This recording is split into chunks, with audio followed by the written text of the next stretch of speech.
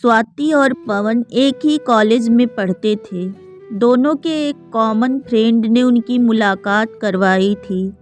पूरा ग्रुप साथ में घूमते फिरते खाते पीते रहते थे। पर स्वाति और पवन की नज़दीकियां बढ़ने लगी थी। देखते ही देखते उनको एक दूसरे से प्यार हो गया। अब वह दोनों अकेले वक्त बिताने लगे थे। बाग में घूमना, साथ में मूवी देखने जाना, साथ में पढ़ना, वह हर चीज़ एक साथ ही करते थे। देखते ही देखते कॉलेज खत्म हो गया और उनका मिलना भी कम हो गया।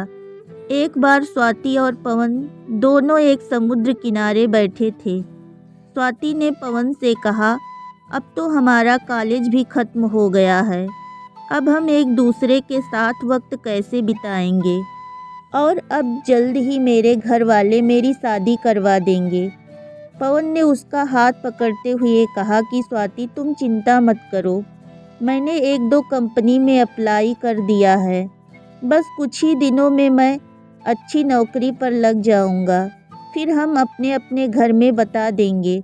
2 हफ्ते बाद ही पवन को अच्छी कंपनी में नौकरी मिल गई। जैसे कि उन्होंने तय किया था, उन्होंने अपने घर वालों से अपनी बात बता दिया। पवन की माँ तो मान गई, पर उसके पिताजी नहीं मान रहे थे और यहाँ स्वाति के घर वालों ने तो साफ साफ ही इनकार कर दिया था। वह दोनों बहुत परेशान होने लगे कि अब क्या होगा, कैसे वह अपने घर वालों को मनाएंगे। बहुत दिन हो गए, दोनों का एक दूसरे से बात करना भी कम हो गया था, क्योंकि स्वाति के घर वालों ने उसका फ़ोन ले लिया था और उसके लिए रिश्ता ढूंढ रहे थे।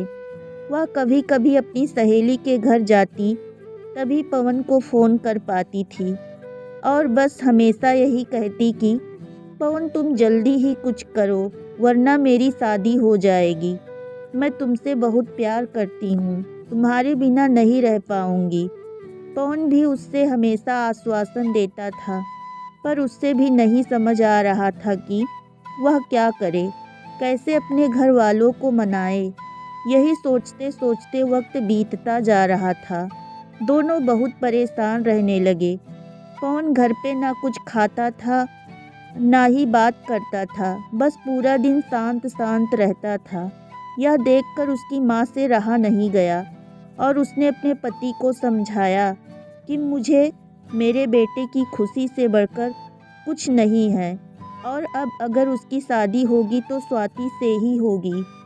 आप कल ही उसके घर जाके उसके माँ बाप से बात करो। अगले ही दिन पवन के पापा स्वाति के घर गए और स्वाति के माँ बाप से बात की और उन्हें समझाया कि हमारे बच्चों की खुशी में ही हमारी खुशी होगी। मेरा बेटा एक अच्छी कंपनी में काम करता है और उसकी तनख्वाह भी अच्छी है। वह आपकी बेटी को खुश रखेगा। पवन के पिताजी की बात सुनकर स्वाति के माँ बाप मान गए और शादी के लिए राजी हो गए। पवन और स्वाति की शादी धूमधाम से हुई। दोनों बहुत खुश थे। वह अपने हनीमून के लिए गोवा गए। हनीमून से लौटते ही पवन अपने काम पे लग गया। दोनों की जिंदगी हंसी खुशी बीत रही थी। उनकी शादी को अब 2 साल होने वाले थे, पर उन्हें अभी तक बच्चा नहीं हुआ था। घर वाले, रिश्तेदार, सब लोग स्वाति से हमेशा यही सवाल पूछते थे कि खुशखबरी कभी दे रही हो, पर वह हमेशा मुस्कुराकर बात टाल देती थी। पवन और स्वाति भी बच्चा चाहते थे, पर उन्हें हो नहीं रहा था। बहुत डॉक्टरों को दिखाया, सब टेस्ट भी करवाया, लेकिन कुछ फ़ायदा नहीं हुआ। स्वाति की सास उसे बाबा के पास भी ले गई, पर वहाँ से भी सिर्फ निराशा ही हाथ आई। स्वाति बहुत परेशान थी। उसे यही चिंता खाए जा रही थी कि वह कभी माँ नहीं बन पाएगी। 4 साल बीत गए, पर उन्हें अभी तक बच्चा नहीं हुआ। एक दिन पवन ऑफिस से लौटा तो उसकी माँ उसे चिल्लाने लगी कि तूने अपनी मर्जी से शादी की, अब देख रहा है ना, बच्चा भी नहीं हो रहा। अब हमारा वंश आगे कौन बढ़ाएगा? लोगों के ताने सुन सुनकर मेरे कान पक गए हैं। आखिर हमें भी इच्छा होती है कि अपने पोते पोतियों को देखें। यह सब स्वाति सुन रही थी। पवन ने अपनी माँ को समझाया कि जरूरी नहीं कि आपकी बहू में ही कुछ कमी हो, मुझ में भी तो हो सकती है, आप शांत हो जाइए। जैसे तैसे उसने अपनी माँ को चुप करवाया और अपने रूम में चला गया, जहाँ स्वाति भी बहुत रो रही थी।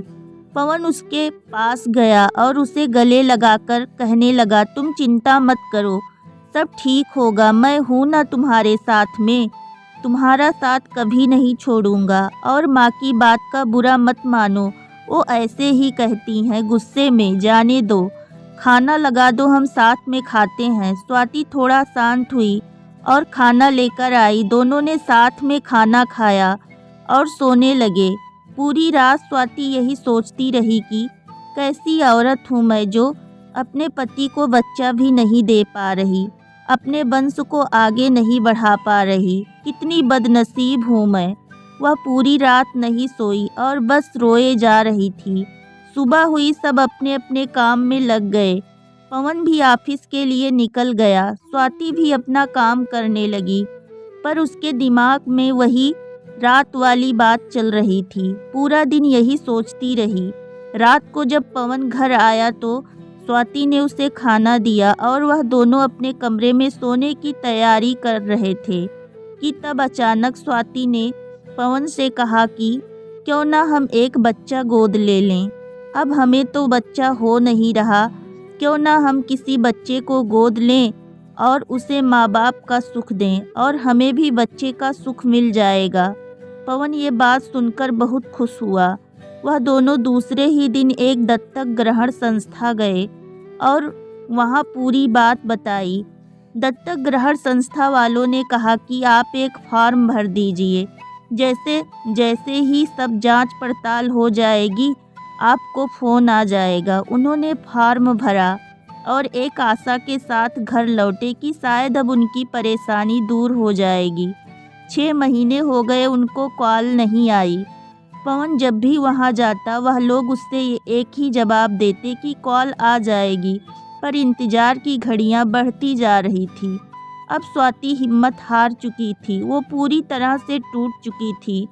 पवन भी आखिर कितना उसको समझा पाता।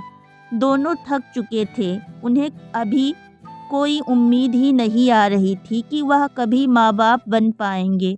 पर पवन ने स्वाति का साथ और कोशिश करना नहीं छोड़ा। वह हर 2 दिन में संस्था जाता था। इंतजार करते करते 8 महीने हो गए थे और एक दिन अचानक पवन को कॉल आती है, आप दत्तक ग्रहण संस्था में आ जाएं, आपके लिए एक खुशखबरी है। उसने तुरंत स्वाति को फ़ोन करके दत्तक ग्रहण संस्था आने के लिए कहा। दोनों वहां पहुंचे तो उन्हें पता चला कि उनको एक बेटी गोद दी जा रही है, जो कि सिर्फ 5 महीने की है। पवन और स्वाति की खुशी का ठिकाना नहीं रहा। पवन तो खुशी के मारे वहीं नाचने लगा। वह दोनों उस बच्ची को लेकर घर आए।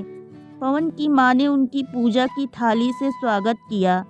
उन्होंने उसका नाम उजाला रखा, जैसे वह उनकी ज़िंदगी में आशा की किरण हो। वह सब बहुत खुश थे। आखिर उन्हें अपनी बेटी जो मिल गई थी और वह अच्छे से खुशहाल ज़िंदगी जीने लगे। बस यही होता है प्यार, जो हर वक्त में तुम्हारा साथ दे और यकीन दिलाए कि हमारी परेशानियां हमसे छोटी होती हैं और हमें कभी अपनी ज़िंदगी में उम्मीद नहीं छोड़नी चाहिए। विश्वास हो तो हम सब कुछ पा सकते हैं। दोस्तों, यह कहानी अगर आप सभी को अच्छी लगी हो तो हमें कमेंट करके ज़रूर बताएं और हमारे चैनल को लाइक, सब्सक्राइब और शेयर करें। वीडियो देखने के लिए आप सभी का बहुत बहुत धन्यवाद।